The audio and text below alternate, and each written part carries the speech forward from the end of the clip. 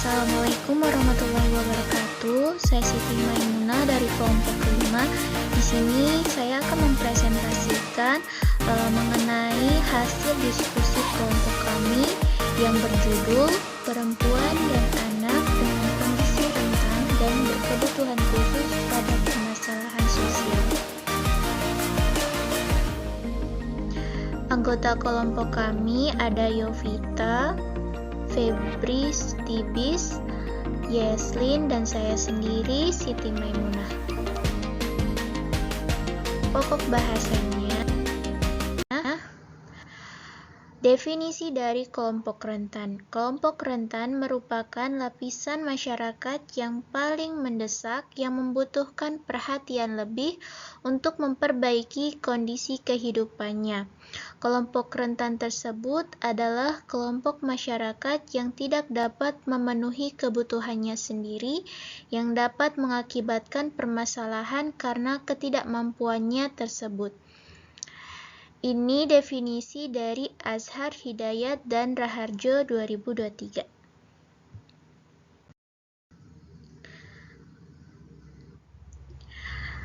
Kelompok rentan dikelompokkan menjadi dua. Yang pertama, kelompok rentan pada perempuan, dan yang kedua, kelompok rentan pada anak.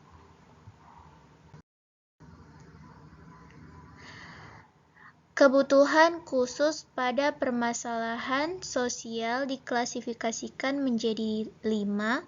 Yang pertama, kehamilan dalam yang kedua, single parent, yang ketiga, lesbian, gay, biseksual, transgender atau disingkat dengan LGBT. Yang keempat, pekerja seks komersial, dan yang kelima, ibu pengganti. Kita bahas satu persatu dari kehamilan dalam penjara. Situasi tidak terduga, berada pada tempat dan waktu yang salah atau karena kehilafan seseorang yang harus kehilangan kemerdekaan menjadi narapidana. Menjadi ironis di sini bahwa si narapidana ini adalah seorang wanita yang saat dijatuhi putusan oleh hakim dalam keadaan hamil, sehingga masa-masa kehamilan bahkan bisa saja sampai melahirkan dijalani dalam penjara. Kemudian hak narapidana wanita di lembaga permasyarakatan serta upaya-upaya perlindungan yang telah dilakukan sudah menjadi kodrat wanita mengalami siklus menstruasi, hamil, melahirkan, dan menyusui yang tidak dipunyai oleh narapidana lain, sehingga sudah menjadi suatu kewajaran bahwa narapidana wanita mempunyai hak istimewa dibandingkan dengan narapidana laki-laki. Tujuan didirikan lembaga permasyarakatan wanita untuk memisahkan antara narapidana wanita dengan narapidana laki-laki demi faktor keamanan dan faktor psikologis.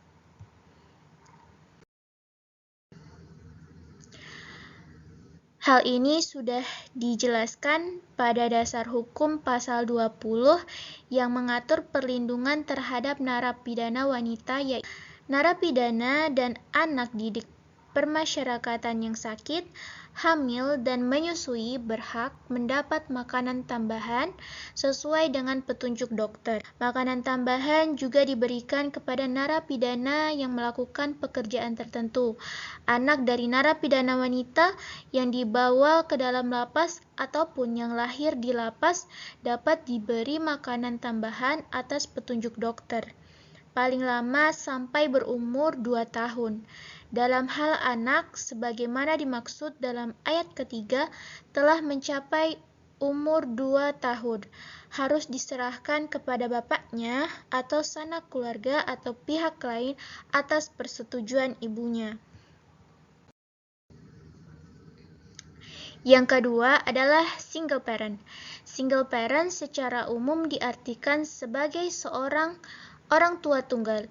Single parent ini mengasuh dan membesarkan anak seorang diri tanpa bantuan pasangan. baik dari pihak suami ataupun istri. Single parent memiliki kewajiban yang besar dalam mengatur keberlangsungan keluarganya.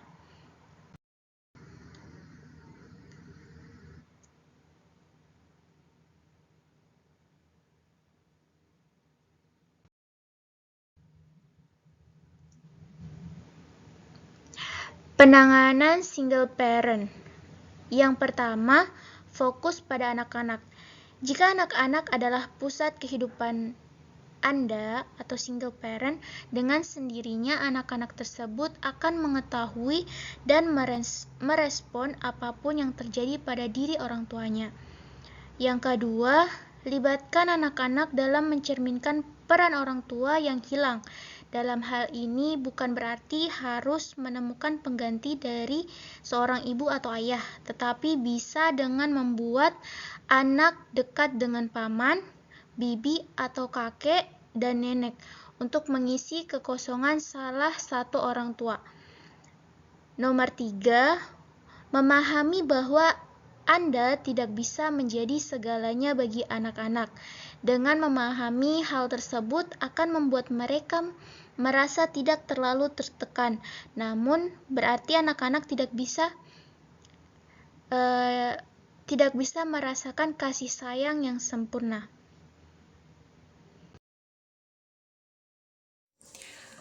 Selanjutnya, dampak dari single parent yang terakhir, yaitu di bidang pendidikan. Single parent sibuk untuk mencari nafkah, sehingga pendidikan anak kurang sempurna dan tidak optimal, apalagi dalam pendidikan agama. Pada anak single parent biasanya kurang sehingga anak jauh dari nilai agama. Single parent kurang bisa melindungi anaknya dari gangguan orang lain, dan bila dalam jangka waktu yang sangat lama, maka akan menimbulkan kecemasan pada anak atau gangguan psikologis yang sangat berpengaruh pada perkembangan anak. Gay, biseksual, transgender, yang biasa disingkat dengan LGBT. Perilaku lesbian, gay, biseksual, dan transgender adalah suatu bentuk perilaku negatif karena perilaku tersebut dipandang tidak sesuai dengan norma yang berlaku di masyarakat kelompok. Rentang terjangkitnya fenomena ini adalah di kalangan remaja. Adapun bahaya lesbian, gay, biseksual adalah jika seorang yang bergaul dengan orang-orang yang berperilaku menyimpang, maka lambat laun akan mengakibatkan dirinya ikut arus dalam penyimpangan itu sendiri, khususnya bagi kelompok-kelompok yang rentan.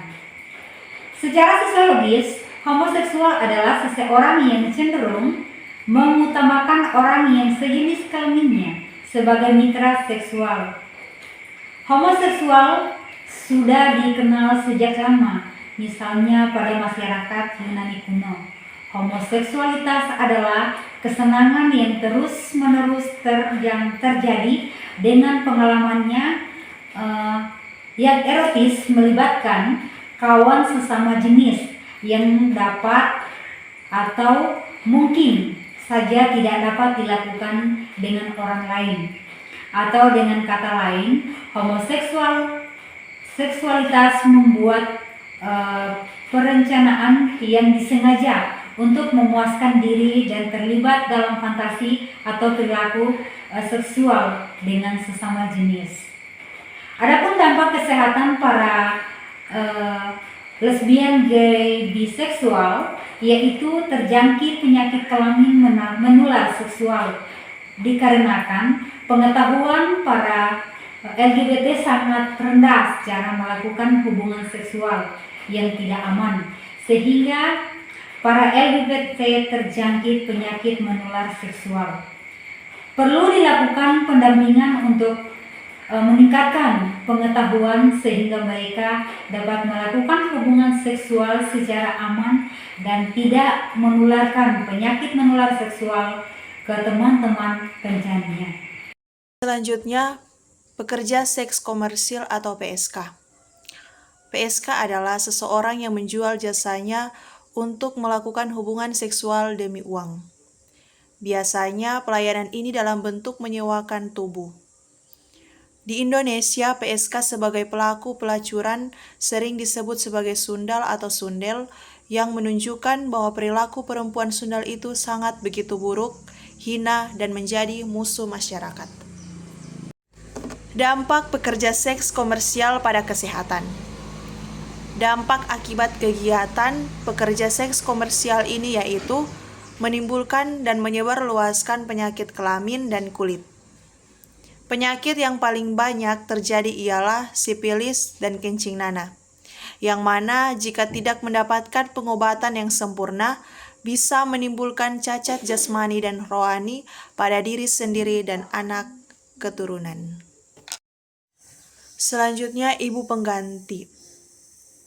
Berdasarkan aturan UU nomor 36 tahun 2009 tentang kesehatan dan Permenkes, diketahui bahwa ada 2 metode layanan reproduksi berbantu yang diakui, yaitu intracytoplasmic sperm injection atau ICSI dan IVF. ICSI merupakan metode yang dilakukan dengan menyuntikkan sperma suami ke rahim istri sehingga pembuahan terjadi dalam rahim istri. Sedangkan untuk IVF, pembuahan dilakukan di luar rahim istri, namun hasil pembuahan tetap dikembalikan ke rahim dari mana ovum berasal. ICSI dan IVF memiliki kesamaan, yaitu kehamilan dijalankan oleh istri dari mana ovum berasal. Artinya, aturan-aturan ini juga belum mengakomodasi ibu pengganti. Beberapa pasangan Indonesia memanfaatkan jasa ibu pengganti sebagai alternatif untuk mendapatkan keturunan. Tidak ada data resmi yang mencatat berapa jumlah pasangan Indonesia yang menggunakan jasa ibu pengganti. Selain karena rahasia medis dan informasi yang sangat privat, juga karena ibu pengganti masih belum diakui oleh Indonesia. Karena hukum Indonesia belum mengatur tentang ibu pengganti, maka dokter lebih menyarankan untuk dilakukan di luar negeri.